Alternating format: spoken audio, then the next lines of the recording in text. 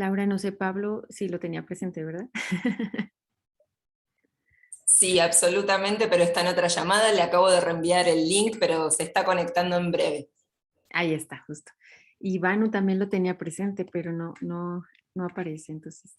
Hola, buenos días. Hola, Pablo, qué gusto verte. Buen ¿Qué día, ¿qué tal? Aquí tal? ¿Cómo estamos. Ya estás? estábamos ¿Qué tal, preguntando por Francisco? ti. ¿Qué tal, Ariana? No, perdón, es que estaba terminando otra, como estamos todos, ¿no? Otra Sí, llamada claro. anterior. Pero bueno, ¿qué tal, Eduardo? ¿Qué tal, Ariana? Bueno, con Laura hablamos en la mañana, así que un gusto, Viviana, y un gusto, Francisco, también. Un gusto tenerte por acá, Pablo. Ya estamos a un minutito de comenzar, solo Bueno, nos muchas falta gracias por la invitación, a Vanu. ti, a Eduardo, por supuesto. No, al contrario. Nos faltan 2 personas en el panel. Vamos a ver, esperemos lleguen. Bueno, Ya está llegando alguien más. Gabriela, que nos faltaba, ¿no? Gaby, y no, sí, solamente nos falta Vanu, pero bueno, en tal Ya caso. estoy. Hola Gaby, qué Ya bueno te que oímos. estás por aquí. ¿Cómo están? Todo muy bien, muchas gracias Todo por bien, estar. muchas gracias. Qué bueno que Eh, estás aquí. Gracias a ustedes por la invitación. Creo que a Vanu le tocará cerrar la sesión. Si llega tarde de castigo. Sí.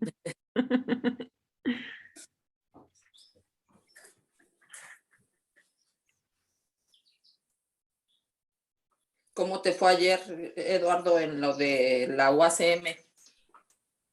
Pues hubo un tiempo muy corto, entonces ya, como siempre, últimamente en estos eventos, las posiciones son muy interesantes, siempre hay puntos que discutir y ya no da tiempo Para mucho más, ¿verdad? hablarlo, ¿no? Creo que deberíamos acortar las presentaciones y abrir mucho más tiempo de discusión entre los ponentes, porque en última instancia creo que eso es lo que quieren oír también las audiencias, ¿no? Sí, cómo no. Y, El es, intercambio, sí, exacto.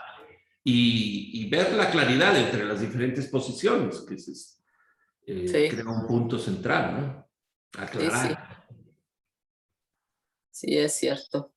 Bueno, si les parece bien, tenemos ya 56 personas conectadas. Creo que podemos ir comenzando. Justo. Cerramos mi... Justo llegó Vanu. Aunque esté en París como inglés, ¿verdad?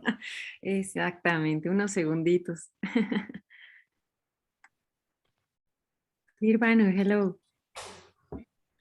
Vano, mi querido hermano, ¿cómo estás?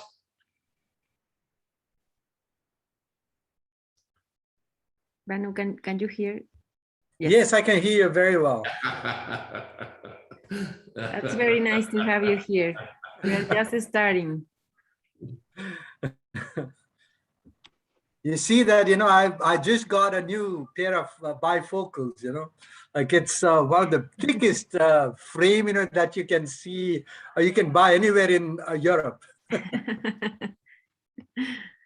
Ok. Bien, creo que vamos a comenzar. Tenemos ya 67 personas conectadas de diferentes países. Tenemos casi 400 inscritos. Vamos a ver cuántos logran llegar. Tenemos de muchos países: Costa Rica, Brasil, Argentina, Chile, México, conectados en este momento. Muchas gracias a todos por estar el día de hoy en este evento. Bienvenidos sean a este webinar donde vamos a explorar y discutir algunas perspectivas sobre la revisión por pares como resultado de una investigación apoyada y financiada por UNESCO en colaboración con Claxo, FOLEC, Redalic de la Universidad Autónoma del Estado de México y la Universidad Nacional de Cuyo. Muchas gracias a todos. En primer lugar, tendremos los comentarios de UNESCO, Claxo y FOLEC, posteriormente la presentación de resultados de la investigación y comentarios por parte de reconocidos editores de revistas que presentaré un poco más adelante. Y finalmente habrá espacio para preguntas por parte de la audiencia, así es que siéntanse libres de hacer sus preguntas a través de la caja de preguntas y respuestas o a través del chat. Yo estaré capturándolas durante la sesión para poder hacer estas preguntas al finalizar. Esta sesión se hará en español, durará aproximadamente 1 hora 30 minutos. Y excepto por el mensaje de Vanu que sí toca en inglés. Entonces, sin más preámbulo, le doy la palabra a Vanu Manu Neupane en representación de UNESCO para que nos comparta un mensaje y la perspectiva de UNESCO del por qué apoyar y promover también este tipo de estudios sobre la revisión por pares. Dear Manu, we appreciate UNESCO's support to make this research possible. Please share your thoughts on this. The floor is yours. Thank you so much. Thank you. Really. One of the things is, I must apologize, at the start that, I will not be able to speak, like Spanish. Although, I can understand a few words, but I think that is not enough for me to make a speech on this. But I think, we value this cooperation that we are having with Redalyc as well as with, Claxo and FOLIC, as a path-breaking one. There was one thing, which I think, the report that was sent to me, which essentially said, and I basically would like to build up on my very brief, intervention exactly on that one. What are we trying to achieve, with this? One of the things, that the report that Ariana, Eduardo, and colleagues have put together essentially talks about time is an essence. And one of the learning for me, was exactly that, with this report, can we somehow go beyond academic fatigue, that we talk about, or the concentration of peer review in the north of Atlantic, which I think, the report that Ariana and Eduardo had put together, talks about, are essentially talking about, some of these lengthy, like delays that essentially takes place in evaluation system. What are we talking about? Can we somehow, hasten or, speed up the evaluation process? If we can do it, how can we do it? Because that can somehow, essentially, slip some of these, substandard, publication, through, which we do not like. But how can we improve that? Are we essentially talking about that everyone, who is reviewing the articles are from the US or from UK, are they better than, like academician in Latin America, which absolutely is not the case. But it looks like, they have developed, a system, which essentially renders, the return or the turn-up time for any evaluation, material, very quickly. How can we change that? How can we bring a different editorial culture for Latin America? And that is also another thing, that we have to look at. Whatever it is, this through this report, from UNESCO's perspective, we think that the Latin America will be featured very well in evaluation system. It will help us, speed up evaluation process. It will do away with existing dominance of those, who are evaluating. That is from north of Atlantic, which this report talks about.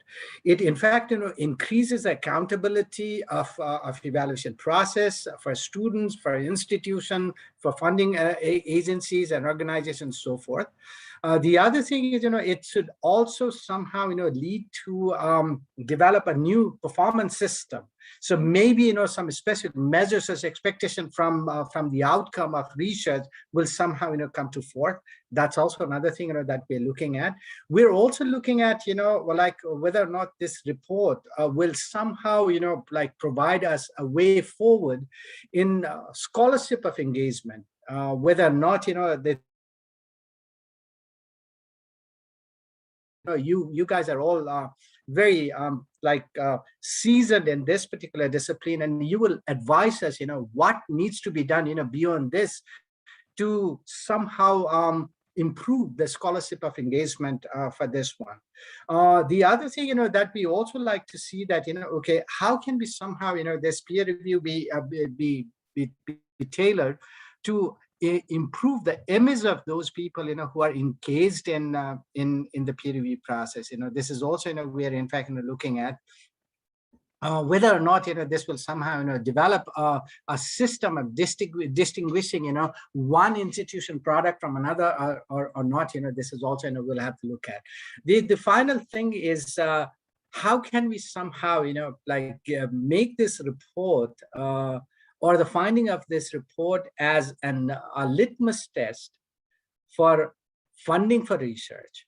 So I think, I really like to look forward to hear today's discussion, although, I will not be able to follow, like half of it, but I'll be definitely like to stay through the entire, proceeding.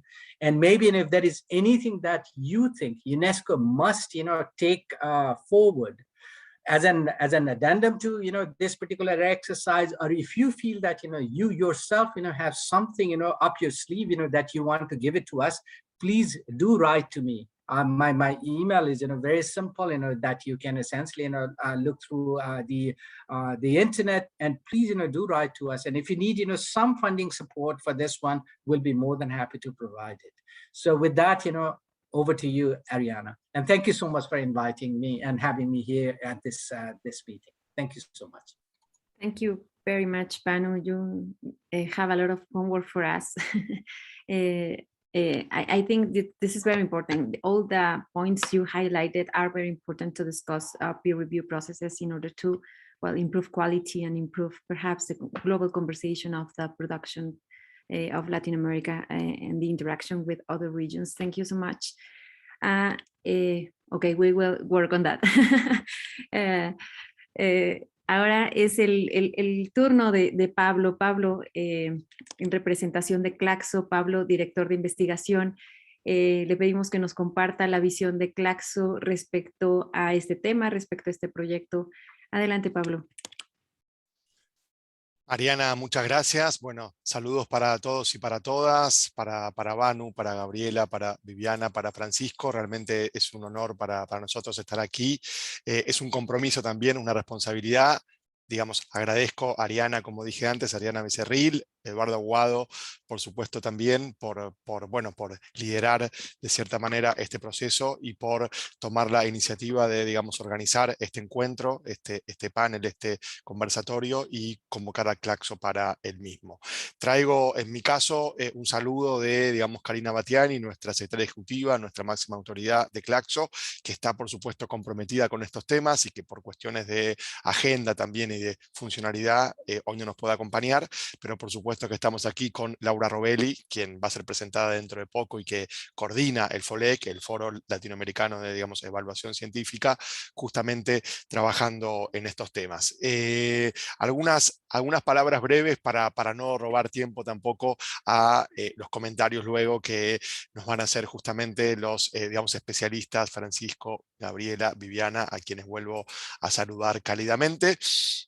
Por un lado, un poco, digamos, ratificar que este proyecto colaborativo, que este proyecto conjunto que estamos desarrollando entre Claxo, UNESCO y Redalic, justamente Claxo a través del FOLEC, ¿no? UNESCO y Redalic, se, digamos, inscribe en una trayectoria de cooperaciones y de acciones conjuntas en las cuestiones de acceso abierto que venimos teniendo hace muchos años. De hecho, yo diría, y me animaría a decir sin ninguna soberbia, que tanto Redalic como Claxo somos pioneros en la promoción del acceso abierto, un acceso abierto no comercial, colaborativo, cooperativo, solidario, al menos en América Latina, y por supuesto siempre encontramos a la UNESCO y en la figura de Banu Neupane, a quien también vuelvo a saludar. Siempre Banu nos ha apoyado, nos ha soportado, en el sentido también hispano, ¿no? Nos ha, o sea, digamos, nos ha brindado support, pero también nos ha soportado en nuestras ansiedades y nuestras búsquedas y nuestros esfuerzos para seguir promoviendo el acceso abierto en la región y, por supuesto, vinculado con la evaluación de la, digamos, investigación y más recientemente con la ciencia abierta, ¿sí? Todo el movimiento de ciencia abierta, que por supuesto es quizás una ampliación, una profundización, una complejización del acceso abierto que venimos sosteniendo hace décadas, que tiene que ver justamente con la ciencia como derecho humano, con la ciencia como un bien común, con la ciencia como un bien público, ¿sí? Y creo que también esto es es importante colocarlo en el marco de este proyecto y de esta consulta que hoy estamos presentando. Sin duda esto también se hace, y creo que con intención de que fuera así, por supuesto,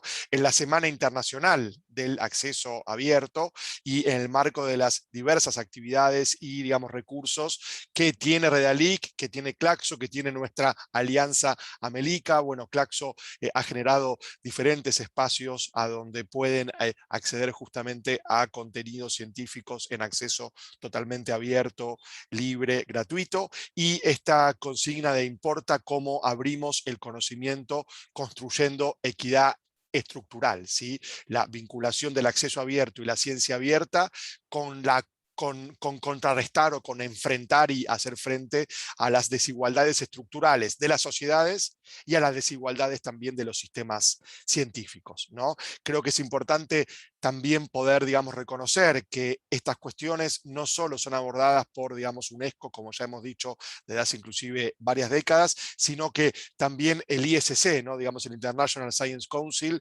y otro organismo importante como es el GRC, el Global, digamos, Council, también han tenido acciones y han publicado diferentes documentos acerca de estas problemáticas. Para Claxo, como ya digamos hemos dicho, ¿no? Que bueno, es una red, como ustedes saben, de centros miembros y que mantenemos una alianza con Redalic y con UNESCO desde hace muchos años. La revisión por pares para Claxo entonces es un tema que está presente en todas las discusiones vinculadas con evaluación y fundamentalmente desde fines del año 2019 cuando creamos el FOLEC, el Foro Latinoamericano de Evaluación Científica o de Evaluación de la, digamos, investigación. En esa dirección nos pareció muy importante poder, digamos, aliarnos, digamos, con UNESCO y con Redalic justamente para realizar conjuntamente esta consulta regional en América Latina y el Caribe, titulada, como ustedes saben, Revisión por pares y evaluación de la investigación en contexto de acceso abierto y bienes comunes científicos, ¿no? La vinculación del acceso abierto con los bienes comunes nuevamente como un punto relevante en la agenda de la investigación regional y por supuesto global. Y aquí, bueno, hemos involucrado a diferentes voces regionales, digamos, que vienen, digamos, trabajando en la temática, expertos en la evaluación, organismos nacionales de ciencia y, digamos, tecnología, investigadores, diversos especialistas, editores, como hoy nos acompañan, de, digamos, revistas, bibliotecarios, en fin, justamente evaluadores también, ¿no? Digamos, revisores, evaluadores, justamente para poder encontrar lo común en la singularidad, ¿no? Un poco explorando singularidades, pero también un poco trazando algunas cuestiones comunes en estas problemáticas. Si bien estos son, como ya hemos mencionado, proyectos colectivos y alianzas interinstitucionales que vienen, digamos, consolidando y vienen promoviendo la cooperación, digamos, horizontal entre todos nosotros, quería nombrar a algunos investigadores que han liderado justamente esta consulta, que, digamos, tiene que ver con justamente la, digamos, elaboración del informe que surge de esta consulta. Entonces, en este sentido, quiero nombrar a Fernanda Weigel, que se nombró a la Universidad Nacional de Cuyo, ¿sí? En Argentina. Ella es de, digamos, esa universidad, es una antigua también colaboradora de, digamos, Claxo, participa en el FOLEC y por supuesto que tiene alianzas con, digamos, Redalic, y hoy en día ocupa una función importante, digamos, en UNESCO, vinculada justamente con la ciencia abierta y con el acceso abierto, y por supuesto a los colegas de, digamos, Redalic, de la UAM de México y, digamos, Redalic, Eduardo Aguado López, a quien ya he nombrado, Ariana Becerril García, a quien ya también he saludado, y a Alejandro Macedo García también, a quien hacemos un reconocimiento justamente por haber participado directamente en la elaboración del informe que surge de esta consulta. Sin duda, con esta contribución, UNESCO, Claxo, Redalic, esperan intervenir en el debate actual sobre la transformación de la evaluación de la investigación a nivel global, a nivel regional, pero también fuertemente a nivel global, y al mismo tiempo difundir una visión comprometida desde América Latina y desde el Caribe que priorice la diversidad de cada ecosistema de conocimiento. Acá no se trata de un particularismo regional o de un regionalismo, sino de poder visibilizar las voces situadas, las voces que se construyen desde los lugares de enunciación y las coyunturas singulares latinoamericanas y caribeñas para intervenir en el debate global, no para encerrarnos nosotros y defendernos a nosotros mismos, sino para salir al encuentro y para intervenir en el debate global, como lo venimos haciendo, como lo estamos haciendo ahora, pero desde voces situadas, desde un reconocimiento de la singularidad y de la potencia también de la diversidad latinoamericana y caribeña, como decimos, la necesidad de desarrollar marcos de referencia y metodologías de la evaluación situadas para fortalecer la contribución de la investigación a la sociedad, el apoyo a las infraestructuras públicas para recuperar la propiedad de los datos de investigación en manos de la comunidad científica, lo cual es un problema muy importante en diferentes países latinoamericanos, y un mayor rango de autonomía en nuestras prácticas de evaluación en el camino de la búsqueda de una alianza regional para desarrollar un cambio cultural en la evaluación de la investigación y construir una alianza que promueva la ciencia abierta, la ciencia como bien común, la ciencia como bien público. Así que desde Claxo, y transmitiendo, vuelvo a decir, el saludo de nuestra secretaria ejecutiva, Karina Battiani, felicito, bueno, por un lado por la consulta, por el informe que va a poder comunicar y difundir los resultados de esta consulta, y por este encuentro que ya estoy viendo conectada a más de 100 personas, 110 personas, y realmente muestra el interés que tiene, digo, porque a veces cuando planteamos estos temas dicen, bueno, son temas solo de unos pocos expertos o de especialistas. Bueno, el interés que tienen estos temas en la comunidad científica, en los organismos nacionales de ciencia y de tecnología, pero también en diferentes espacios sociales, que de eso también se trata. Así que un muy buen debate, unos buenos comentarios. Disculpen si me excedí unos minutos en mi tiempo, y muchísimas gracias por esta invitación y por esta colaboración. Muchísimas gracias, Pablo. Gracias a Claxo por estar aquí, por ser parte del proyecto, y gracias a todos los editores que se están conectando. Ya tenemos editores desde Colombia también, se acaban de conectar de Bolivia, Uruguay, Perú, Honduras, varios países también de Centroamérica. Banu, it is very exciting that the majority of our participants are journal editors. So it is a great community, a vibrant community, let's say. Y ahora es el turno de Laura, Laura Robelli, quien es coordinadora de FOLEC en Claxo. Laura, adelante. Bueno, muchas gracias Ariana, muchas gracias Banu, Eduardo, Pablo y a los comentaristas que están aquí presentes.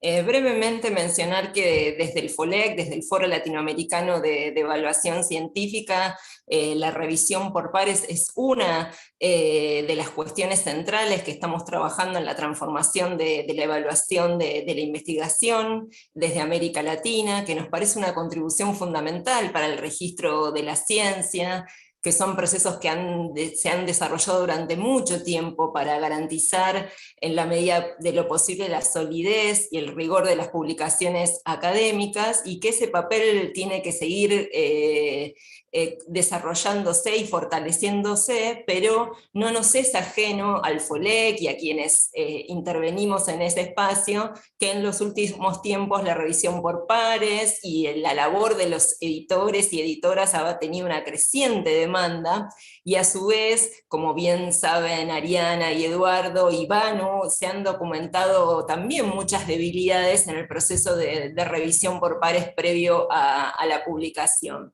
Entonces, desde FOLEC venimos participando y siguiendo las discusiones de 3 organismos del Consejo Internacional de Investigación, el ISC, del Consejo Mundial de Investigación y de la UNESCO, que plantean algunos desafíos que solo quiero mencionar para después reponer la voz regional, ¿no? Desde el ISC, en un informe de Opening the Record of Science, Making Scholarly Publishing Work for Science in Digital, ahí se da cuenta de que hay, digamos, un estrés considerable en editoras y editores debido a la gran demanda y volumen de trabajo, que necesita un incentivo y una recompensa en la tarea, que se necesitan nuevas formas de gestionar el proceso de los crecientes volúmenes de trabajo y adaptarse a la diversificación de modos de publicación científica y a las demandas de acceso rápido para los conocimientos, que el sistema de evaluación por pares también debe adaptarse, dicen en esos documentos, a dar una respuesta ágil a las crisis cuando hay demandas urgentes como la que estuvimos atravesando del COVID-19. Por su parte, el Consejo de Investigación hace foco en las modalidades de publicación y comunicación científica cada vez más diversas y complementarias, ¿no? Como han trabajado Ariana y Eduardo fuertemente, como es el caso de los preprints, que utilizan la revisión por pares posterior a la publicación, y también el desafío que plantean los registros de versiones distintas en proceso de la evaluación de las comunicaciones disponibles en las colecciones de distintos repositorios, que sin duda desafían el proceso de evaluación, de revisión por pares, perdón, digamos, a la versión tradicional de la versión de registro que tienen las revistas convencionales. Y finalmente sabemos que el proyecto de recomendaciones sobre ciencia abierta de la UNESCO, que se va, digamos, cuya versión preliminar se ha aprobado en mayo de este año y que está por aprobarse globalmente, llama a abrir los procesos de creación, evaluación y comunicación del conocimiento a actores sociales más allá de la comunidad científica tradicional, y en los casos de que sea oportuno, ¿no?, también promover, si corresponde, las prácticas de revisión por pares abiertas, incluyendo, digamos, actores de la comunidad y o divulgando la identidad de esos revisores. Todas estas son cuestiones claramente que son preocupaciones y desafíos para el panorama de la revisión por pares en nuestra región. Entonces, en esa dirección, desde el FOLEC nos pareció muy importante este trabajo conjunto con UNESCO, con REDALIC, con la UEM, sobre un proyecto coordinado por Dominique Babini. Este proyecto tiene la coordinación de Dominique Babini para encarar esta consulta regional en América Latina y el Caribe sobre la evaluación por pares, y poder allí, a través del informe que van a desarrollar inmediatamente, ¿no?, explorar cuáles son las singularidades y potencialidades de esta cuestión en América Latina y el Caribe, y, como mencionaba Pablo, fortalecer nuestras tradiciones culturales, formas de producir y evaluar y comunicar el conocimiento. Nos parece esencial para justamente nutrir y dar un aporte y una voz regional a esta discusión más internacional. Entonces, sin duda, el aporte de quienes elaboraron este informe y de los valiosos y valiosas comentaristas creemos que puede nutrir, ampliar y fortalecer la perspectiva más amplia sobre evaluación de pares en la región. Muchísimas gracias. Muchas gracias, Laura. Muchas gracias por compartir tu visión, la visión de FOLEC Claxo también hacia el apoyo de este proyecto. Sin más preámbulo, le pediríamos a Eduardo, director general y fundador de REDALIC, profesor investigador de la UAM, que nos presente los resultados a esta fase de este proyecto de revisión por pares en 15 minutos, por favor, para poder pasar después a los comentarios de nuestros editores invitados aquí en el panel, y posteriormente pues a los comentarios de los editores conectados. No olviden, para quien se está conectando, que pueden hacer sus preguntas o comentarios a través de el botón de preguntas y respuestas. Los leeremos al final para generar una discusión un poco más abierta. Adelante, Eduardo, por favor. Tu micrófono, Eduardo. Tu micrófono, Eduardo, está cerrado. Creo que eso es lo que más se comenta estos días, tu micrófono está cerrado. Quiero agradecer primero a UNESCO, a Claxo, a FOLEC, la posibilidad de seguir trabajando juntos en esto, en un problema, como se ha dicho, en un proceso absolutamente central.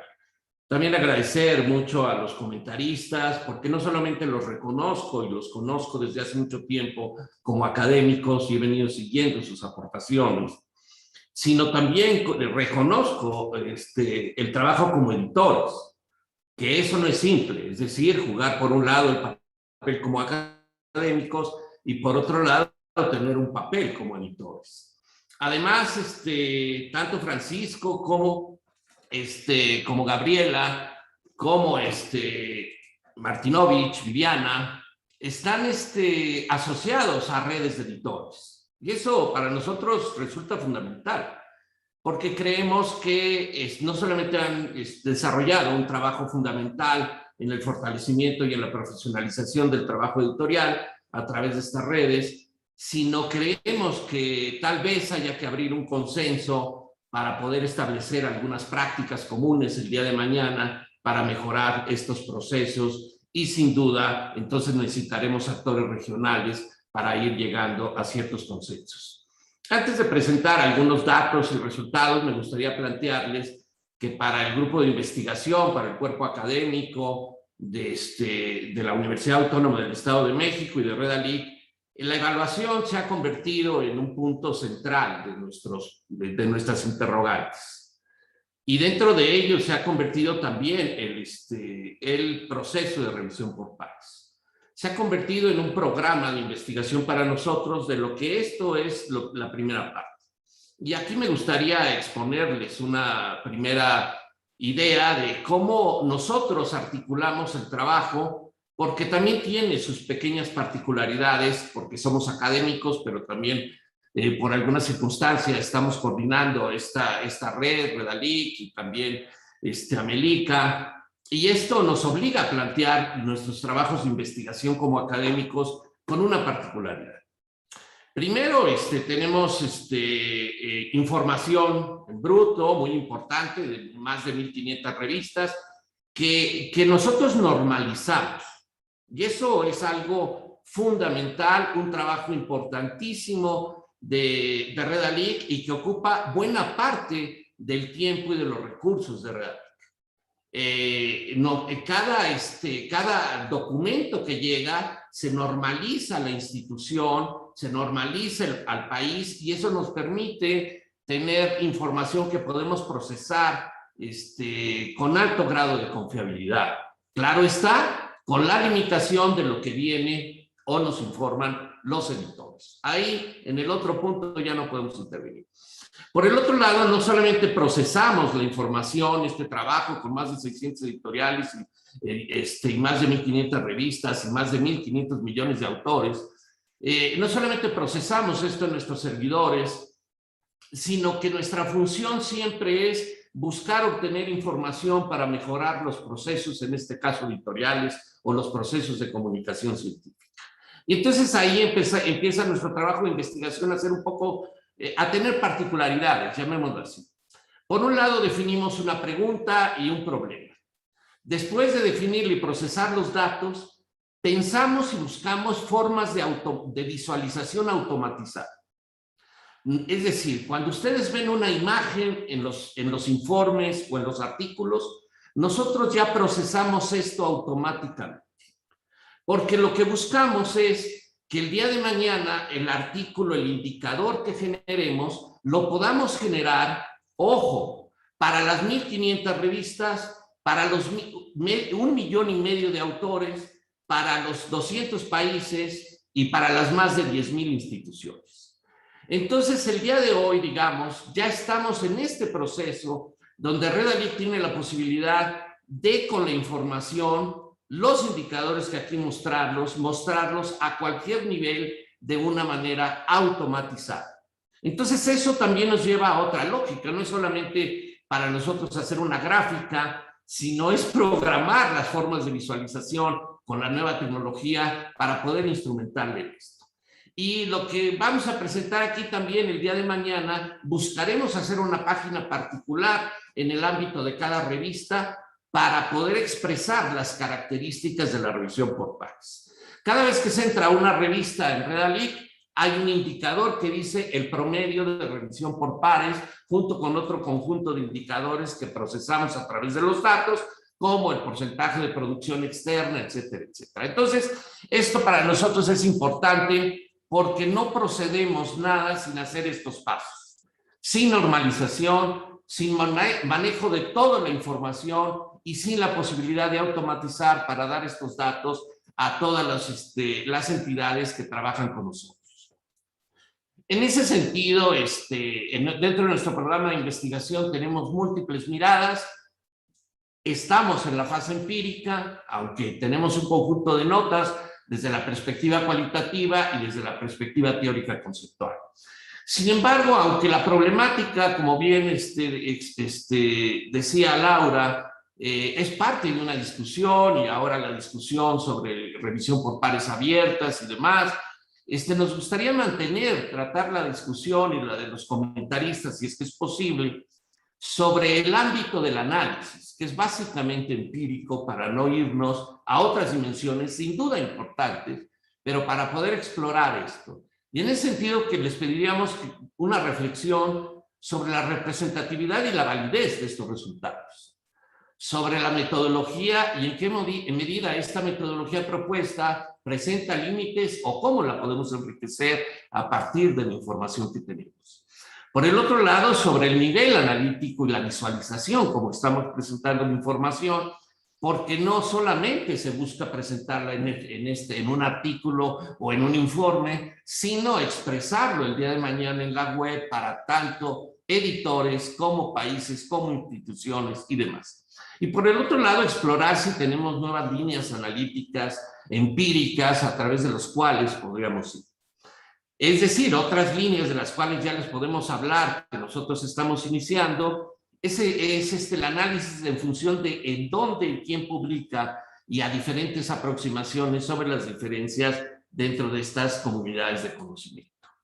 Entonces, primero reforzamos el estudio, porque esto tiene una particularidad.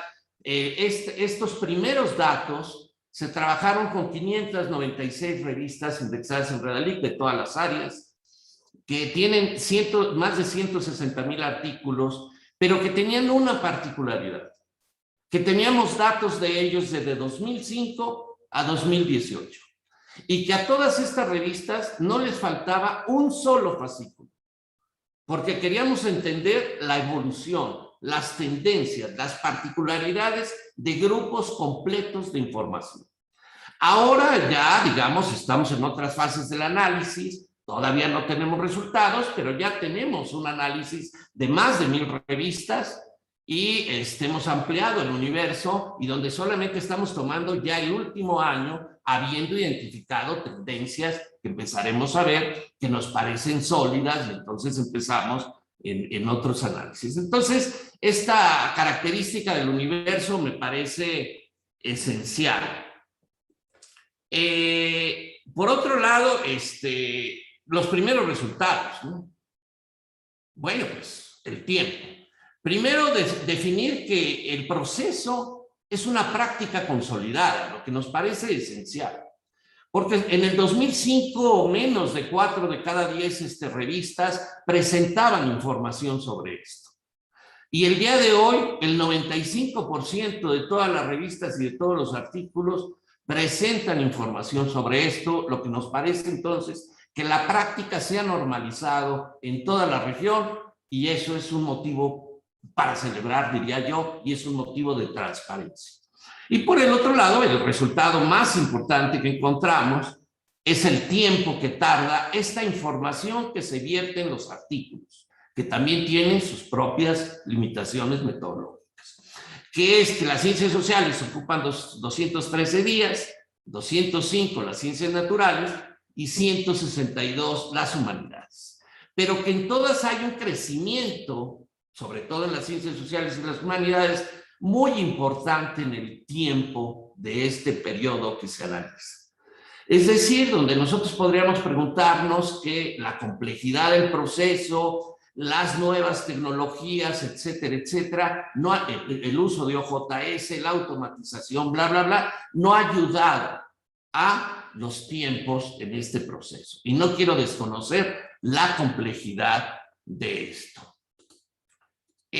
Por otro lado, bueno, vemos que se eliminaron las revistas no latinoamericanas, como dijimos, se eliminaron las revistas que no contaban con acervo completo, y aquellos artículos que tenían más de 1,000 días, que no quiero decir que no pudiera existir uno y totalmente digamos, correcto, pero los eliminamos considerando que podía ser o un error o no una particularidad de las cosas. Y aquí encontramos estos primeros resultados.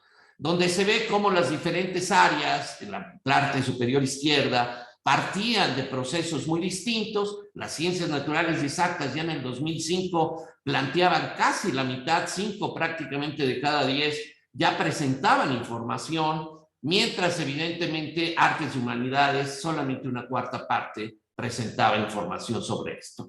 Sin embargo, si los puntos de partida fueron totalmente distintos, los puntos de llegada son prácticamente iguales. Y eso nos parece esencial. Ya abajo se muestra la diferencia de cada disciplina, entendiendo la disciplina como se trabaja normalmente en los ámbitos bibliométricos y editoriales. Es decir, se clasifica la revista en una disciplina, aunque se sabe que se presentan artículos de otro nivel, pero no tenemos elementos todavía para clasificar a los artículos a partir directamente de su contenido.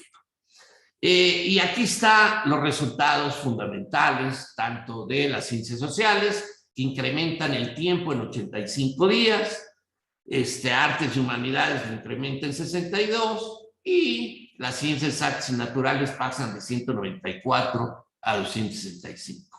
Y cada punto que ustedes ven, pues nos muestra la dispersión, no, es decir, cuando empiezan a ser puntos más gordos, llamémosles así, pues evidentemente es porque se juntan los artículos ahí. Si esto lo ampliáramos, pues nosotros veríamos esto. Y aquí vemos entonces a nivel de disciplina ciertos datos y una gráfica que no había sido presentada a ustedes del lado derecho, donde empezamos a ver la dispersión disciplinaria. Y esta dispersión disciplinaria la encontramos así, y que nos parece fundamental, de las cerca de 600 revistas. Por un lado tenemos el promedio en ciencias sociales y humanidades. Estos son datos ya de 2018 solamente, ya no hablamos del periodo, solamente 2018, y vemos nosotros revistas que tienen desde 600 días hasta la menor revista que tiene 34. Y entonces pues todos sabemos que el promedio es pues un dato estadístico, pero que normalmente engaña las diferencias de la distribución de los procesos, y esto normalmente nos permite entender otro primer nivel del análisis. Y aquí lo vemos en estos campos disciplinares, donde todo mundo tiene tanto los límites superiores como inferiores iguales, para que visualmente pudiéramos comparar la información, y vemos el promedio disciplinario en cada gráfica, y también vemos diferencias muy importantes al interior, por lo que el promedio tiene que ser utilizado con muchísimo cuidado en el análisis. Por el otro lado, si bien en la anterior nosotros utilizamos una agrupación de disciplinas, ya le llamamos, por ejemplo, sociales clásicas, a la sociología, a la antropología, etcétera, etcétera, para tratar de encontrarnos una mayor lógica, y aquí las vemos un poco desagregadas, ¿no? Estos límites en los procesos de visualización nos ha llevado, y nos gustaría mucho sus comentarios, a que los siguientes datos, no el informe, desgraciadamente, pero quisiéramos presentarlo ya no con las gráficas iniciales, sino con el llamado diagrama de cajas y bigotes, que se denomina box plots. Primero porque si bien el promedio es más una unidad con el que el académico, la persona, el estudiante, el investigador está más asociado, ahí lo ponemos en rojo, digamos, para que la persona que estamos es más común, siga identificando esto, pero nos parece mucho más adecuado el uso de la mediana, en tanto que corta dos datos que tienen un proceso de distribución sumamente amplio, como lo podemos ver aquí. Y por el otro lado, este manejo de cajas nos permite distribuir siempre arriba de la caja lo que nosotros podríamos denominar la distribución de todos los datos en el cuartil 4, y entonces tenemos otra dimensión de la visión, donde vemos que en realidad, pues, gran parte de los datos, 3/4 partes, pues están abajo de esa caja. Y que una parte muy importante también está abajo de la caja, del límite inferior, que sería el cuartil 1, y adentro de la caja estaría, digamos, lo que llamaríamos el cuartil 2 o el grupo 2, para no identificarlo con otras formas de... factores y demás, y el grupo 3. Y todavía para alguien que quiera hacer un análisis hiperfino, pues estarían los famosos bigotes que nos hablarían de los comportamientos típicos y atípicos en un momento dado de los datos. Entonces hemos considerado que a partir de ahora mostraremos la información de esta manera. Nos parece una forma mucho más rica y a mayor detalle para empezar a plantear las cosas y nos permite entonces empezar a expresar estos puntos donde si vemos el análisis disciplinario en la gráfica izquierda, pues empezamos a encontrar diferencias. Ya que mostramos las tendencias, nos gustaría tratar de irnos a los puntos, a las diferencias y demás. Esto es más o menos lo que nos estamos planteando. Como les decía, hoy estamos trabajando con 4 o 5 años últimos, ya con un análisis donde estamos tratando de sacar más correlaciones o identificando asociaciones. Sí tiene que ver con el comportamiento de la indización puede estar afectando esto o no, si la periodicidad también afecta, si hay particularidades, etcétera, etcétera, en cada una de las personas. Por el otro lado, iniciaremos algunos grupos de discusión, ya más cerrados, mucho más cualitativos, con editores que nos permitan abrir esto y también con autores. Creemos que también los autores tienen que entrar a este proceso porque también los autores tenemos derechos cuando nos toca hablar como autores. Y solamente para mencionar algo, yo tengo un artículo en una revista latinoamericana donde lo mandé hace 5 meses y simple y sencillamente no recibo una respuesta. O sea, que me digan que me rechazan o lo que sea, pero no recibo una respuesta. Ya escribí a todo el comité y no recibo respuesta, más allá de solo el elemento. Entonces creo que también los autores y los propios editores tenemos que trabajar para que haya más transparencia en los procesos. No solamente se trata de abrir, se trata de respetar los derechos de todos los integrantes de la comunidad académica, tanto editores como demás, y entendiendo evidentemente que el proceso de revisión por pares es un elemento esencial para la validación de la propia ciencia. Y también yo diría ahí, para expresar mi posición personal, que mi experiencia es absolutamente positiva con la revisión por pares. Yo, todos los trabajos en ya más de 40 años de vida académica, reconozco que son mucho mejores después del proceso de revisión por pares. No tengo una actitud negativa a ello. Es más, mi posición es profundamente positiva hacia el proceso de revisión por pares, lo que me gustaría plantear. Entonces, también creo que dentro de los elementos cualitativos, ahí entramos en un asunto que hemos venido desarrollando con Ariana desde hace, y esperamos poder plantear dentro de poco, que tenemos que construir una nueva narrativa en la publicación académica. Es decir, que el proceso de revisión por pares se ha convertido en un asunto donde es la aceptación y el rechazo. Y creo que ahí nos estamos un poco equivocando.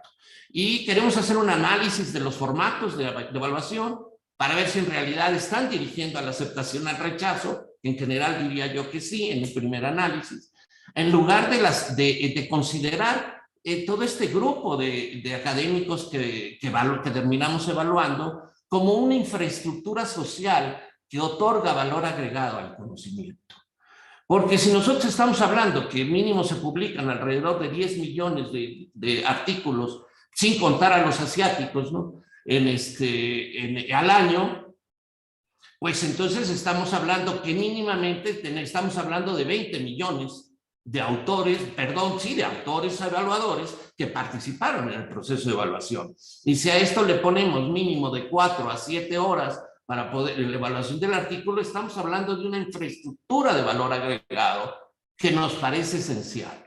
Pero entonces creemos que esta infraestructura de valor agregado debe dirigirse a incrementar realmente el valor y no al concepto de rechazo muy dirigido por el concepto de Nature, donde plantea que de todos los trabajos que recibe, 60 de cada 100 los rechaza en la primera revisión, después los manda a la segunda y termina aceptando menos del 5%. Y alguna vez, como le preguntaron al editor de Nature, oiga, y si en ese 95% se le va la verdad, dijo, perdón, lo que se publica es la verdad porque Nature lo publica. Entonces también sabemos que esos trabajos que se rechazan entran a un efecto cascada que llegan hasta la 6ª revista en su publicación.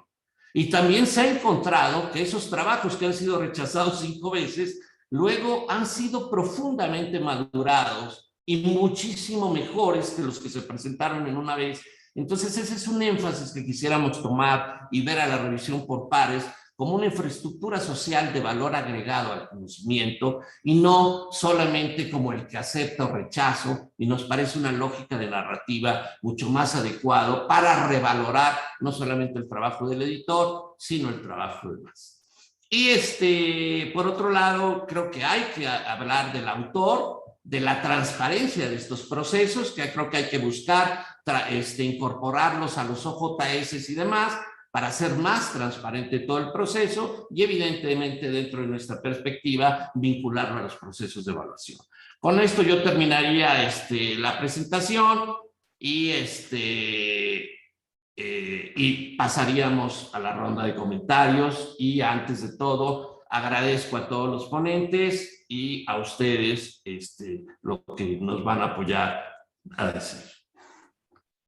Muchas gracias, Eduardo. Ya empiezan a llegar algunas preguntas. De hecho, tenemos por ahí un comentario también de Banu que abordaremos al final, pero lo comento para que se vayan preparando para responderlo. Él está interesado en saber de las problemáticas encontradas, qué soluciones se pueden esbozar y qué se necesita para operar estas soluciones en un futuro cercano, ¿no? Continuamos entonces ahora con la ronda de los comentarios de nuestros editores expertos invitados a esta sesión. En primer lugar tenemos a Francisco Osorio. Muchísimas gracias, Francisco, director de la revista Cinta de Moebio. Debo decir que esta es la primera revista que tuvimos indexada en Redalic, después de algunas revistas de la universidad. De hecho, es muy curioso, pero tiene la primera clave, un número 1 de la indexación en Redalic. Entonces es una revista que nos ha acompañado en toda la trayectoria. Investigador de la Universidad de Chile. Adelante, Francisco, por favor, muchas gracias por estar. Muchas gracias, muchas gracias. La respuesta a la pregunta por la demora ya he encontrado una solución: el sistema preprint. Como ya sabemos, en los servidores de preprint no hay demora entre el envío y la publicación, excepto el tiempo que se tome el autor en escribir los metadatos y el servidor en cargar el artículo en su plataforma. Mucho de la investigación sobre el coronavirus se ha realizado a través del sistema preprint, por lo que tenemos evidencia que funciona bien, evitando el problema de la demora de las revistas. Al parecer, existe mucho desconocimiento y preguntas entre los editores y autores sobre el sistema de preprint, con posturas que van del completo rechazo o su completa aceptación.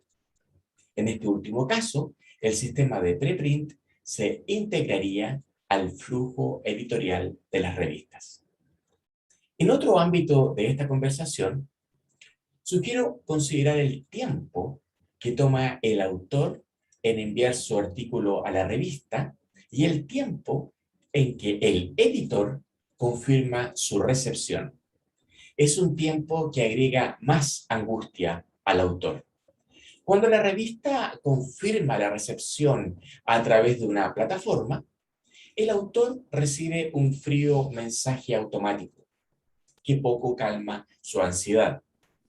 El autor, algunas veces, comienza a buscar el correo del editor y le escribe directamente.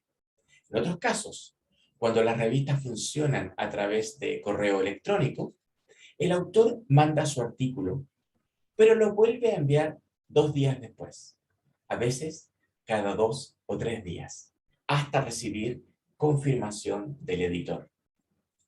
Todo ese tiempo es incluso anterior al proceso del que estamos hablando hoy. Visto ahora desde el editor, la situación es algunas veces angustiante. Son correos que se acumulan y el editor es también investigador, hace sus cursos como cualquier otro académico, trata de escribir sus propios artículos y se enferma de coronavirus, que tiene entre sus consecuencias el cansancio o dolor de cabeza constante. Lo que deseo expresar a los autores es que los editores son también pares. Son personas como ustedes. Los pares evaluadores son personas como los autores y los editores. Todos lo hemos pasado mal y estamos bajo constante presión. La pregunta principal es, entonces, ¿cómo el editor puede contribuir a reducir los tiempos de publicación y los pares evaluadores a hacer más rápido su análisis? Es decir, es una pregunta para hacer más eficiente el sistema. Pero no hemos hablado de calidad.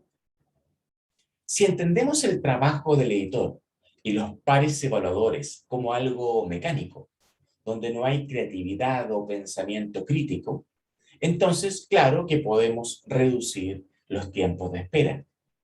Pero no nos pidan calidad en la comunicación científica. Dicho lo anterior, hemos cometido errores, pues hemos publicado artículos que no deberían haber sido publicados. Lo que es claro es que tenemos problemas en la comunicación científica y las investigaciones como las que hoy nos reúnen son de la mayor importancia para pensar en conjunto qué podemos hacer. Por ahora, mantengamos la pregunta, que la respuesta no es del todo diáfana. Muchas gracias. Muchas gracias, Francisco. Muy interesantes y provocadoras reflexiones. Yo me quedaría con una. Yo sé que los demás panelistas, Eduardo, ya vi la cara de que quiere contestar. Pero yo me quedo con una muy interesante y es que los editores son pares. Y yo creo que eso se nos olvida en muchos sentidos. Yo lo quiero solamente destacar desde una perspectiva, porque se puede destacar desde muchas, pero desde el punto de vista del acceso abierto no comercial, del ecosistema de comunicación científica no comercial. Los editores son pares, son investigadores, tienen un rol académico, ¿no? A diferencia muchas veces de lo que encontramos en el sector comercial, que los editores incluso tienen estructuras organizacionales mucho más abocadas a la administración y a la gestión de la publicación, pero no tienen ese rol. Y yo creo que ese valor que tiene el acceso abierto y la publicación científica que hacemos en América Latina, y que de alguna forma hay que reflejarlo en este informe para UNESCO, es ese. A veces nos comparan a iguales cuando el sector académico que sostiene la publicación científica latinoamericana aporta sin duda otro tipo y otro valor y otra mirada desde el par, haciendo a su vez la publicación científica. Y creo que eso es algo que hay que destacar. Muchas gracias, Francisco. Ahora le vamos a dar la palabra a Gaby Arévalo, quien también nos acompaña el día de hoy, editora de la revista Perfiles Educativos, académica de la Universidad Nacional Autónoma de México. Gaby, adelante, es tu turno, por favor. Muchas gracias a Eduardo y a Ariana por la invitación. Bueno, primero diría que este trabajo es de suma importancia porque no hay muchos trabajos en América Latina que hagan una revisión de qué es lo que está pasando con los procesos de evaluación de las revistas. Entonces me parece que abre brecha en ese sentido. Además es un insumo que nos permite retroalimentar a las revistas, porque sí vemos cifras preocupantes, ¿no? Nosotros que trabajamos desde las ciencias sociales, vemos cómo las ciencias sociales en el informe son las que están aumentando cada vez más los tiempos de respuesta a los artículos. Y eso es algo que nos pone el foco de decir qué es lo que está pasando. Bueno, en mi intervención yo lo que quisiera es más o menos tratar de ver qué es lo que está pasando, a qué problemas está asociado ese aumento en el tiempo, y también, bueno, comentar, como bien lo decía Eduardo, el informe. Me parece que hacen una distinción muy clara y me parece que metodológicamente procedieron muy bien en las exclusiones que hacen. Si se quiere ver qué es lo que pasa en América Latina, excluir revistas que no son latinoamericanas, luego las que no tenían fascículos completos, ¿no? Porque eso hablaba de algún problema en la publicación. La ventana es bastante amplia y bueno, creo que les quedó un universo más de 160,000 artículos, que me parece suficiente para darle validez. Claro, tendríamos que ver ahí estadísticamente el número de artículos para que fuera, digamos, estadísticamente confiable, como le llaman, si es representativo de la cantidad de artículos que tienen en Redalyc. Pero más allá de lo que diga la estadística, me parece que el universo que presentan sí muestra, sí es fiable de qué es lo que está sucediendo. En principio, también diría que me parece muy interesante también las distinciones que hacen sobre las fechas entre la aceptación, la recepción y la aceptación, y cómo éstas se pueden entender diferente en cada revista, ¿no? Si la recepción tiene que ver con el momento en el que entra a un sistema, o en el momento en que ya es revisado por un comité interno y entonces se va a otros procesos de evaluación. Esas cosas yo creo que haberlas anotado en el informe son muy valiosas. Igual dicen, ¿y cuándo es la fecha de aceptación? ¿Cuando se envían los dictámenes o cuando ya el comité interno ratifica los dictámenes, ¿no? Entonces ahí hay digamos, cierta disparidad que el informe pone el énfasis en decir, tendríamos que ver cómo se entiende, ¿no? Pero bueno, pues sí, lo que nos presentan es cómo han ido avanzando en ciencias naturales y exactas, en ciencias sociales y artes y humanidades, y especialmente las ciencias sociales y las artes y humanidades. Me parece, y aquí voy a hablar desde las revistas y la evaluación, que tendríamos que ver este problema dentro de uno más amplio, que es el que se tome a las revistas como instrumentos de certificación. Y que eso es lo que yo creo que está dificultando las tareas y aumentando los tiempos de evaluación. El informe por ahí lo comenta, dice, bueno, como hipótesis general, ¿no? Que puede tener que ver con una hiperactividad de la tarea de investigación, pero quizás en otros estudios se podrá ahondar más en este asunto. Ahorita se quería presentar esta información general, pero sí creo que el tema de que las revistas se utilicen para evaluar la productividad, y ahora no solamente para eso, sino que desde ciertos posgrados también se les pida como requisito para obtener un grado, ha aumentado considerablemente la cantidad de artículos que las revistas reciben, y especialmente aquellas que están indizadas en mayores bases de datos y que tienen en las bases de datos tradicionales los cuartiles más altos.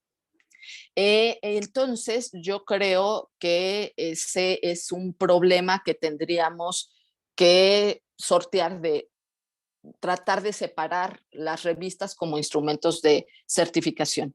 Otra cosa que me parece es que, y ahorita lo decía Ariana, que ahí en el informe y el artículo que está vinculado al informe, que luego da un poco más de detalles que publicaron Eduardo y Ariana, lo que consideran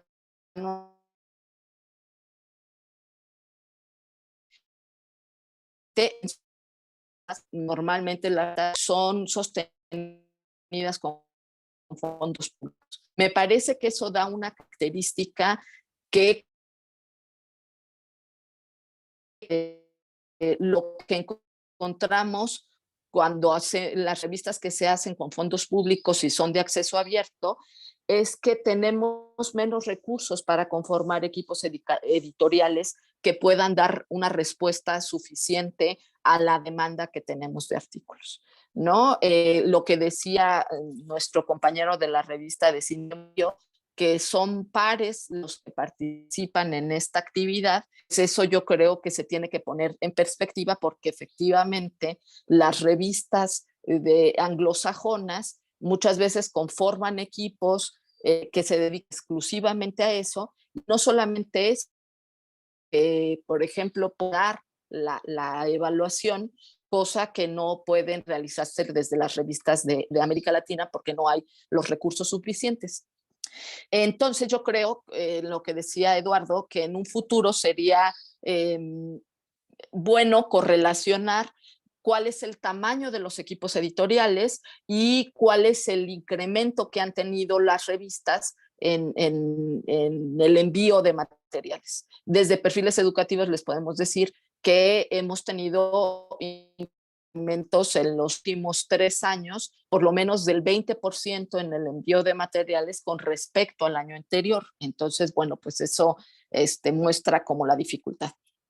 Otra cuestión que me parece importante señalar es que me parece que en el estudio mencionan que el uso de tecnología y de gestores para la edición no se ha visto reflejado en un mejoramiento de los tiempos de evaluación, pero me parece que esa es una correlación que no podría hacerse, porque si bien los sistemas de gestión nos ayudan en la cuestión de sistematizar las evaluaciones y sobre todo en transparentarlas, que eso me parece muy importante dentro de un esquema de acceso abierto y de ciencia abierta, con el OJS los autores pueden entrar y pueden ver cuántas veces se ha enviado su artículo, en qué proceso está, etcétera, pero creo que no pueden ir más allá porque la evaluación la siguen haciendo personas y sigue dependiendo de que las personas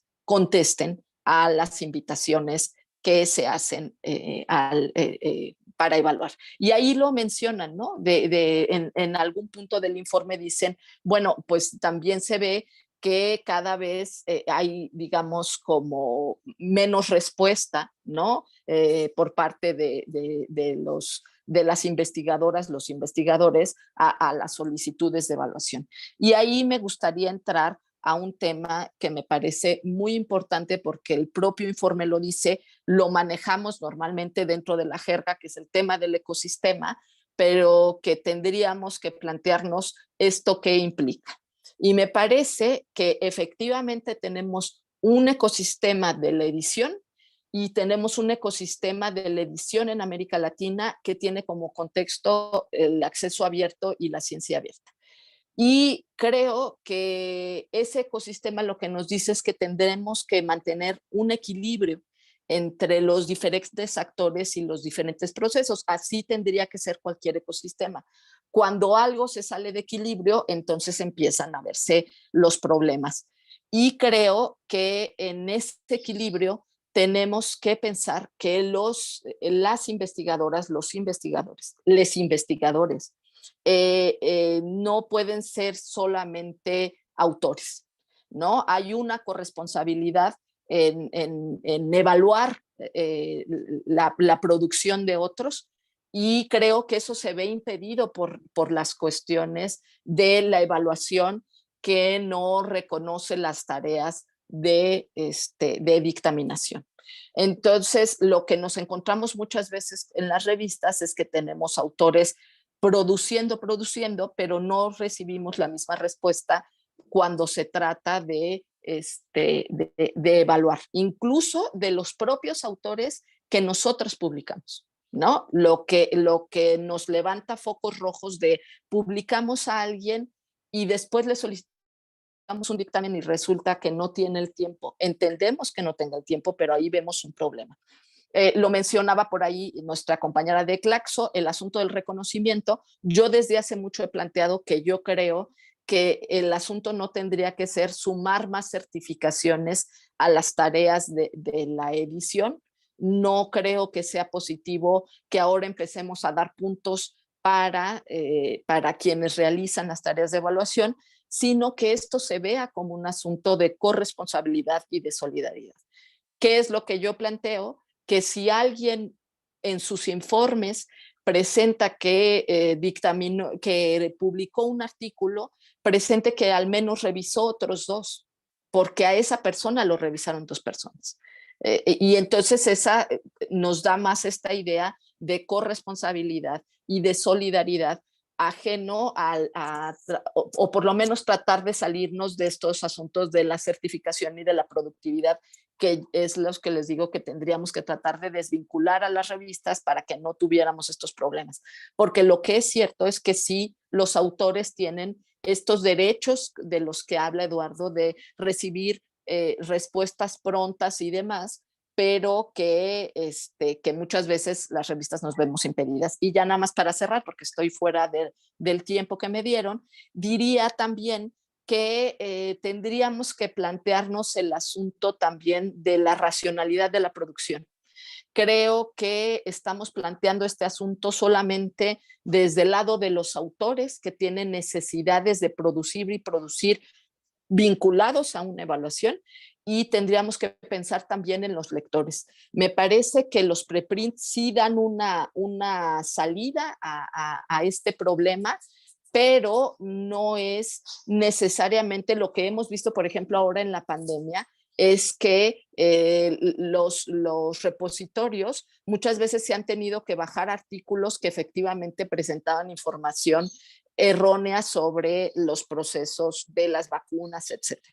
Entonces creo que hay que tomarlos con cautela, porque también no hay la suficiente educación en los lectores para que distingan muchas veces cuál es un trabajo arbitrado de los lectores, no del ámbito académico.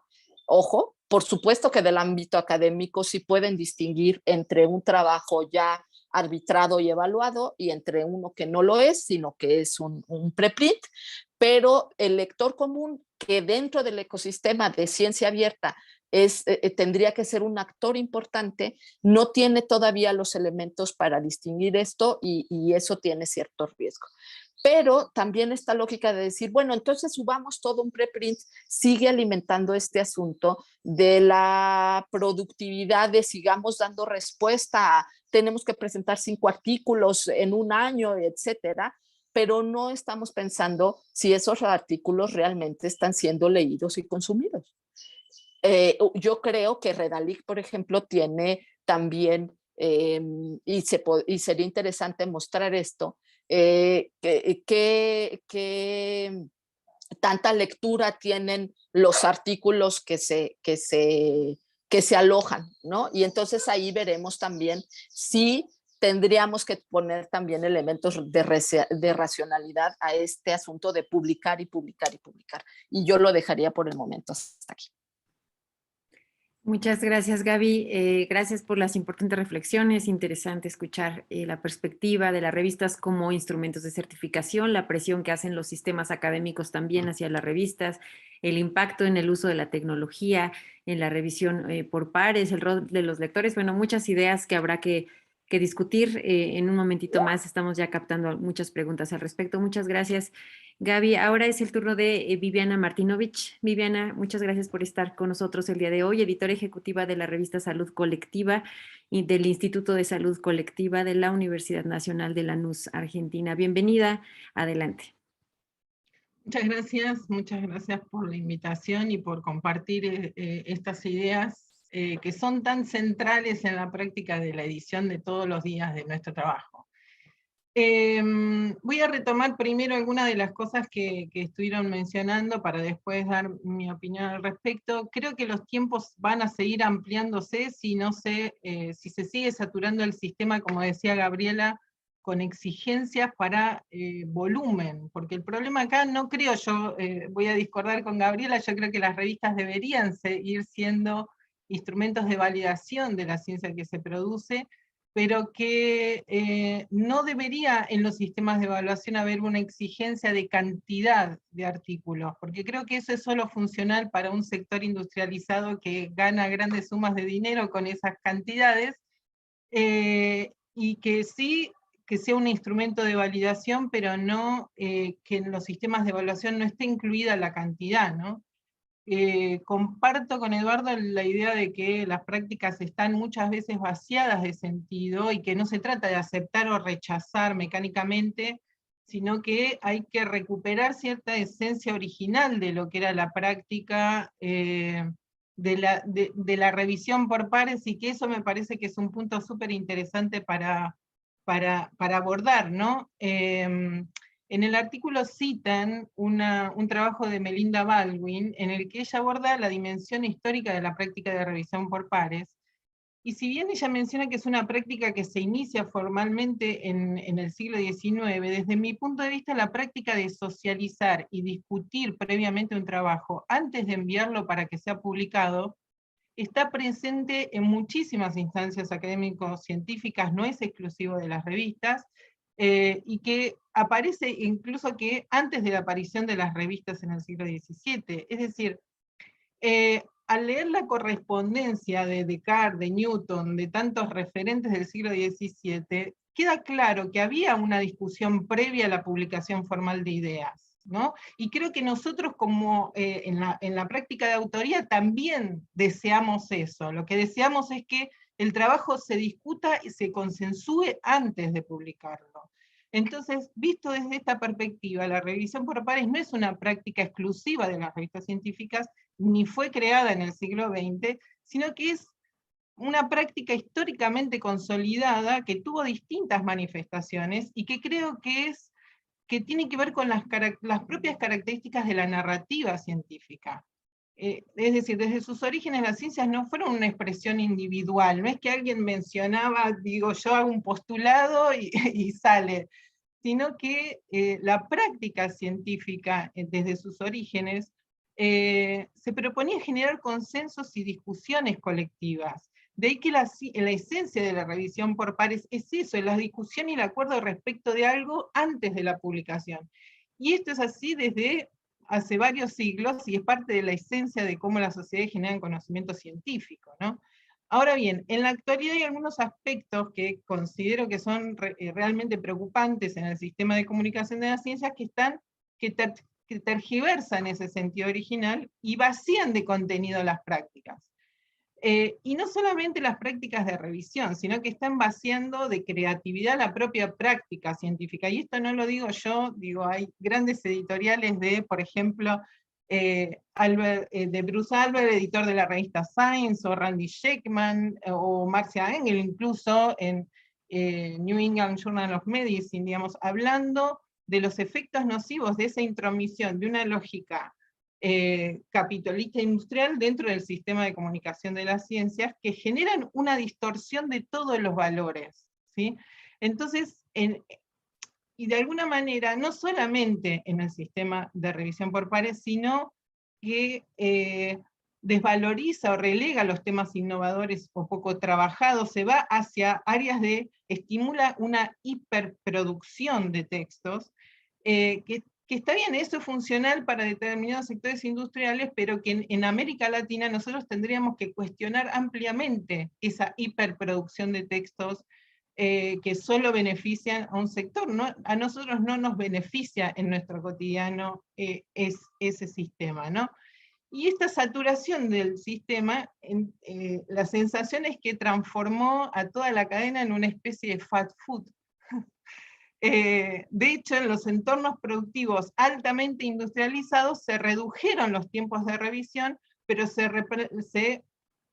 reemplazaron por una práctica de retractación. Es decir, las retractaciones aumentan cada vez más, ¿por qué? Porque se hace una revisión mucho más leve, y si el artículo tiene algún problema, se retracta después, pero yo cobré APCs en el medio. Entonces, es un instrumento para disminuir los tiempos, para seguir cobrando APC, pero retractarlo posteriormente. Y de hecho, las retractaciones están aumentando significativamente.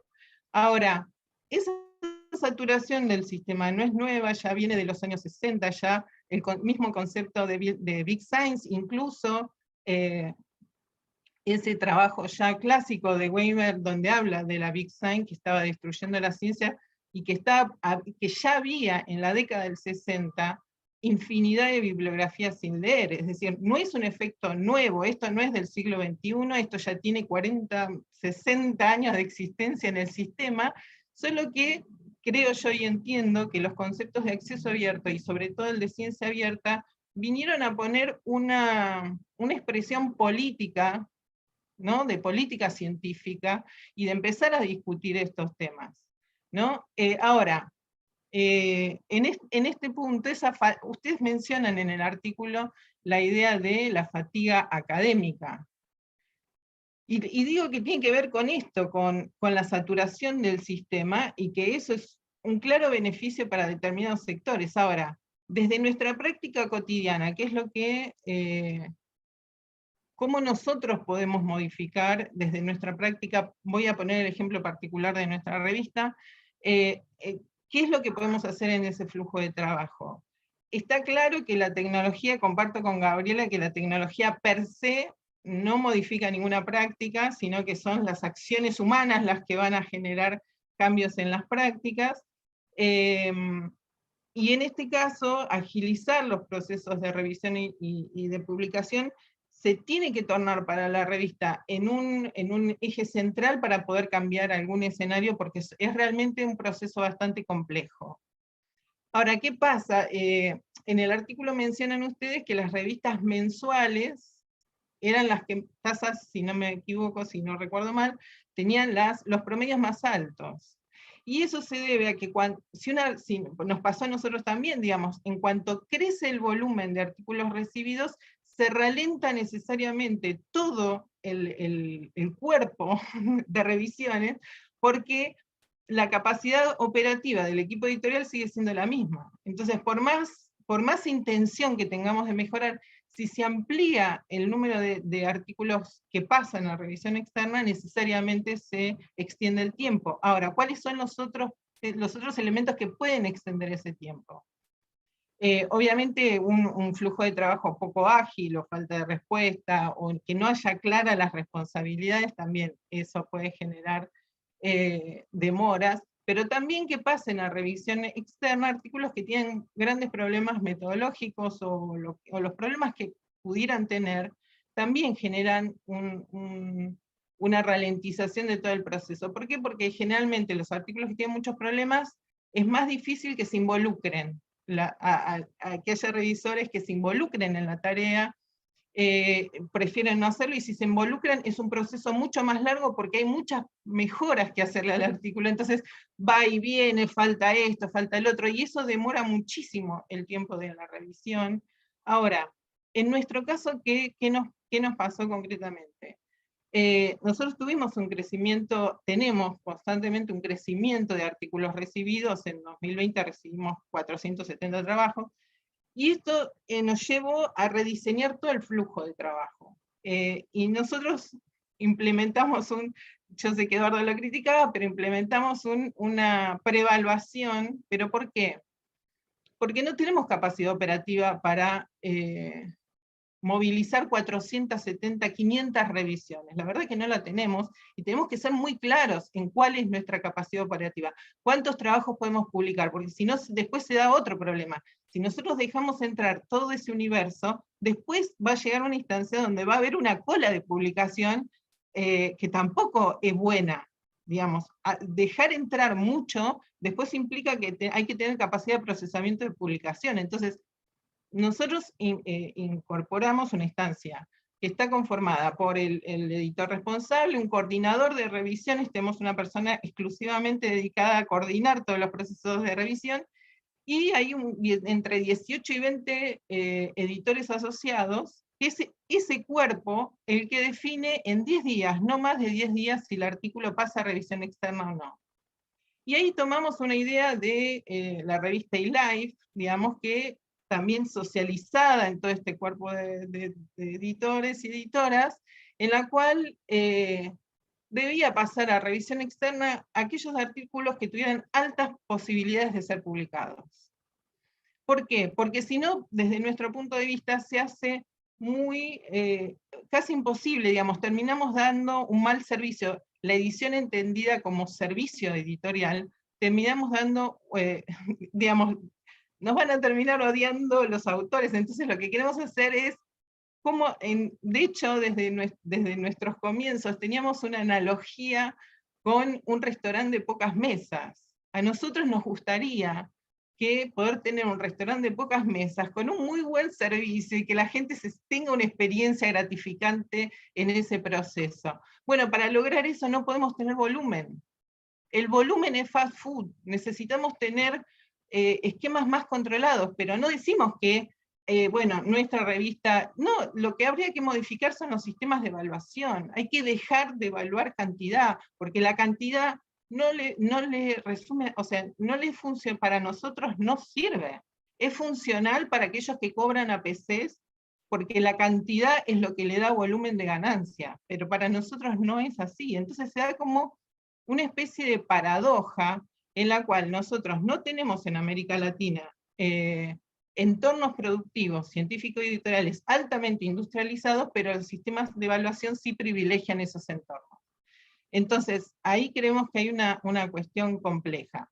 Para cerrar, digo que la ciencia abierta viene a reemplazar, o al menos a poner en cuestionamiento el valor de las ciencias en la sociedad, y viene a poner su dimensión política, así que creemos que puede llegar a haber algún cambio estructural que mejore y que le dé sentido a las prácticas que venimos realizando. Muchas gracias.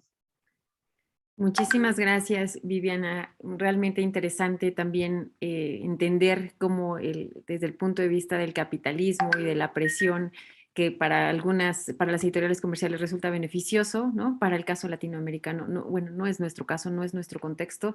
Muy interesante, muchas gracias. Tenemos ya solo 5 minutos para cerrar la sesión. La verdad es que tenemos una gran cantidad, más que preguntas, comentarios. Algunas preguntas han llegado. Francisco nos ha ayudado mucho con las respuestas en la caja de las preguntas y respuestas. Tenemos varios comentarios, pero yo quisiera pues darle la palabra a Eduardo en 3 minutitos para darle el derecho de réplica y contestar algunas de las cuestiones que aquí fueron señaladas por nuestros editores comentaristas, y pues un mensaje de cierre de Banu para cerrar el evento. Les pido a los panelistas pudieran revisar también los comentarios que están en el chat. La verdad, la discusión es muy interesante, hay mucho que ver, pero creo que no nos da tiempo en esta ocasión poder seguir ahondando en el tema. Entonces, Eduardo, por favor. Gracias, pero no hay ninguna réplica. O sea, más bien creo que hay un enriquecimiento y estoy de acuerdo con todos los puntos que ha planteado Viviana, Gabriela y Francisco. Podré tener ciertos matices en un punto, pero concuerdo totalmente. Y nada más querría tal vez destacar unas ideas. Sí, el preprint ayuda, pero el problema de todo esto es la evaluación. Ya lo dijo Gabriela, ya lo dijo Viviana. Es la evaluación el que ha pervertido el sentido de la comunicación. Mientras no modifiquemos los sistemas de evaluación, evidentemente que seguirán creciendo la llegada de artículos y evidentemente que los sistemas editoriales se verán colapsados. Creo que hay que explorar la idea de la corresponsabilidad que ha planteado Gabriela, me parece interesante. Al menos dejarla clara a los autores. No sé si después seamos corresponsables con esa revista, pero sí que nos dejen claro que nos están publicando y que eso llevó a cabo un trabajo de todo el equipo editorial, porque es algo que en el momento en el que se hablaba no necesariamente lo percibimos, así como cuando decía Francisco, no olvidemos que esta es una tarea humana, ¿no? O sea, es fundamental. Y creo que esos son elementos que hay que enfatizar, porque esa es una, por ejemplo, de mis críticas que yo le planteo al acceso abierto. Nadie sabe cuando baja uno un documento bajo muros de pago de la universidad o cuando uno descarga el acceso abierto, y nada es gratis, todos lo sabemos. Y eso ha permitido que uno no entienda, el investigador no entienda cuándo está pagando la institución o el país y cuándo para poder hacer esa información gratuita. No hay ese análisis, digamos, y no todo acceso abierto lleva un sello, que sería bueno, diga, ¿verdad? Acceso abierto, al menos para entenderlo, aunque hoy nos volvemos a lo mismo, acceso abierto y es todo. O sea, el problema es qué tipo de acceso abierto y quién va a tener el control de la comunicación académica. Y aquí querría regresar al problema de la ciencia abierta y a toda la tarea que tendrá Laura para desarrollar con FOLEC, porque si no regresamos a los sentidos últimos de la investigación en el sentido de la comunicación, esto no va a tener ningún sentido.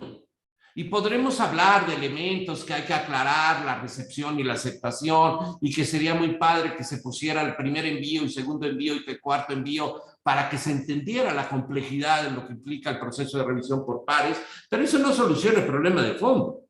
El problema de fondo, que es la certificación de esto. Entonces creo que también hay que plantearse el asunto de la revista continua, que se ve claramente como una solución para muchas cosas, pero que, como planteaba también Viviana, no siempre es la solución y no tenemos necesariamente que abrir todo, pues porque simple y sencillamente no se trata necesariamente de abrir todo, pero nunca olvidemos que el proceso de revisión por pares es un proceso de validación, es un proceso de incrementar valor, ¿no? Que no de certificación. Son dos elementos que me gustaría diferenciar. Y regreso, es el problema de la evaluación. Y aquí tal vez, nada más para hablar otro elemento que hemos hablado desde la perspectiva discursiva, retomar la narrativa del sentido mismo de la investigación, es que debiéramos hacer investigación, programas de investigación. Pero los investigadores hoy publicamos artículos, no hacemos programas de investigación. Si el día de mañana nosotros volvemos a publicar esto con los datos de 2020, la mayor parte de las personas van a pensar que estamos haciendo producción salami. Pero no, estamos actualizando una información. Ni querríamos darle el peso de ser la contribución primera, pero no nos dan otras posibilidades desde la perspectiva de la comunicación. Entonces, creo que esta es una idea con la que querría cerrar y tendríamos que los investigadores volver a plantearnos la idea de producir programas de investigación. Porque es paradójico que tengamos una metodología, que tengamos los datos y no vemos que se actualicen estos artículos. Cuando al investigador sería muy fácil hacerlo. Pero como estos programas de certificación ya no consideran añadido de valor, pues entonces esto va hasta el perjuicio del investigador. Cuando si habláramos de programas, pues uno podría estar actualizando relativamente las cosas sin ningún esfuerzo y no tendría que estar escribiendo las 30 cuartillas que nos piden para un asunto, a no ser de que quisiera uno rediscutir las cosas, porque una cosa es actualizar datos y otra cosa es rediscutir la discusión. Son dos cosas distintas, pero les agradezco profundamente, me llevo muchísimas ideas, nos llevamos muchísimas ideas, sí nos da otra concepción y con toda seguridad todo lo que han planteado ustedes y todo lo que han planteado en las preguntas los asistentes nos darán posibilidades para poder continuar con este programa de investigación y tal vez a poder aportar más. Muchísimas gracias a todos, en verdad, por su participación. Muchas gracias, Eduardo. And now, please, Banu, could you give us a final message from the UNESCO perspective on this research? Thank you so much. I was, in fact, whenever you guys were presenting, or in fact, like so many quite interesting messages that appeared in in the chat box, I was overwhelmed, totally overwhelmed. And what I was doing was, I was Francisco was in fact very kind to translate relevant pieces and sending it to me. So I was in fact reading that and following all the entire discussion. And I think I got very much overwhelmed by what was happening today. One of the things that we realized is maybe evaluation and peer review process is simply the iceberg of what editors or the publication cycle essentially faces. So perhaps from my point of view, I would like to learn about everything. Instead of simply scratching on the surface, let us in fact deep dive into this. So I think it's quite interesting. Like what I learned there, it's simply as I said, tip of the iceberg. What I suggest is, if you all agree, I would like to invite everyone maybe to a similar webinar in a month's time, where what we will do is we will in fact bring the overall discussion of the publication cycle from the perspective of a researcher, editor, sorry.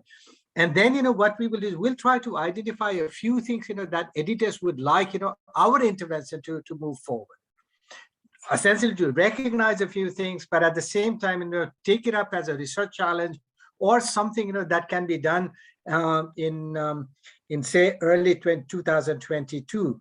So this is an invitation again, and I think I will be discussing with Folek, Claxo, as well as with Redalyc team, and then what we will do is let us in fact get back to this problem again. Try to essentially come up with a few research questions that needs to be done in say early 2022. So something that we have essentially done from the perspective of evaluation is essentially like we have simply scratched the surface. Let us deep dive and try to come up with other problems that we can collectively as a team can solve and take this thing forward. This is a fantastic discussion. I was overwhelmed.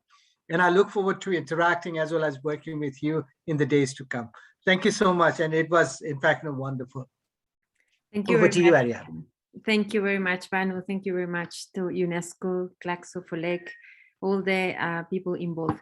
Muchas gracias a todos, a nuestros editores panelistas y a los participantes que se mantuvieron conectados por un poquito más de 1:30. Les haremos llegar una constancia de participación también a todos. Muchísimas gracias y hasta la próxima.